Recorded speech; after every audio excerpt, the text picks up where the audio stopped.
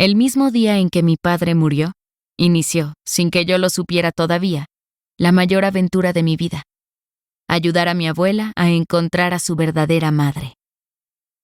Esa mañana, me estacioné frente a las docenas de edificios lóbregos que conformaban el conjunto habitacional donde vivía la abuela Amelia, sabiendo que, en algún momento, tendría que bajarme y anunciarle que su hijo se había ido. Apagué el motor y me quedé sudando el volante con ambas manos por unos minutos más. ¿Cuál es la prisa?, me dije. Giré la cabeza y perdí la mirada en el cielo gris del horizonte, mientras el alba se dibujaba con ese resplandor rojizo y gris característico de la Ciudad de México.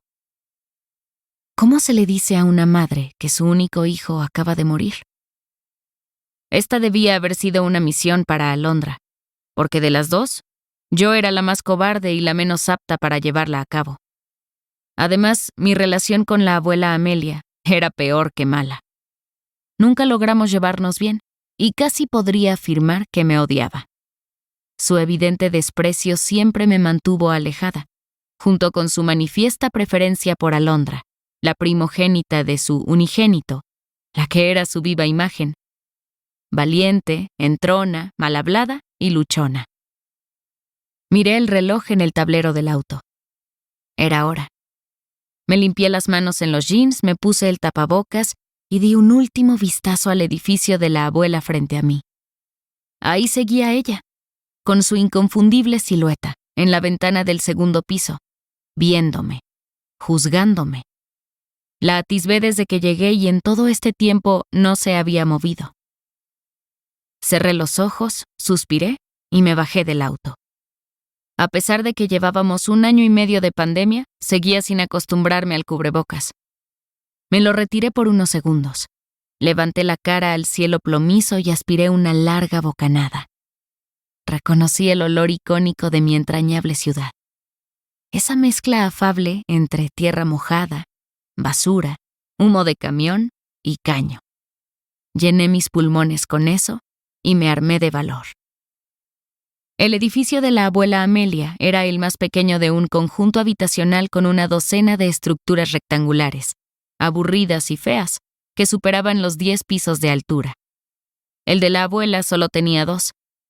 Podría decirse que ella vivía en el penthouse, en el 201, el mismo desde que tenía memoria. Para llegar a la entrada, tenía que rodear su casa por un camino horrible. Del lado derecho, delineaban el sendero las paredes cuarteadas y viejas del edificio, con nada de pintura y con mucho de desinterés. Se notaba el desamor de sus habitantes, generalmente viejos y viejas solas, viudos, divorciadas o ancianos abandonados. La abuela desentonaba entre todos ellos, además de que, según me habían dicho, odiaba a sus vecinos, como al resto de los seres humanos. Lo único que ella amaba era a mi padre, a mi hermana y a sus benditas plantas y flores, esas que mezclaban sus aromas con el penetrante olor a viejo de su departamento. El camino era de cemento, del mismo gris sin chiste que el resto del lugar. Una capa de moho grueso y verdoso cubría la base de la pared del edificio, carcomiendo todo poco a poco y extendiéndose por la vereda. Del lado izquierdo, una jardinera marchita rebosaba con retazos de pasto y hierbas amarillentas, que remataba, antes de que el camino diera vuelta a la derecha, con un viejo y enorme banano, cuyas largas hojas secas cubrían el camino como un domo siniestro. Cuando niña, yo pasaba corriendo debajo del banano, pues sentía que en cualquier momento ese árbol siniestro dejaría caer una de sus hojas enormes y me llenaría de tierra, musgo y arañas. Ese día no fue la excepción, a pesar de mis más de 30 años. Me sacudí el escalofrío y recordé para qué había ido.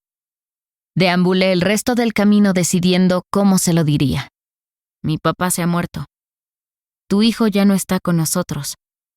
Llegué hasta la puerta negra de metal que daba acceso a su edificio sin tener idea de qué le iba a decir.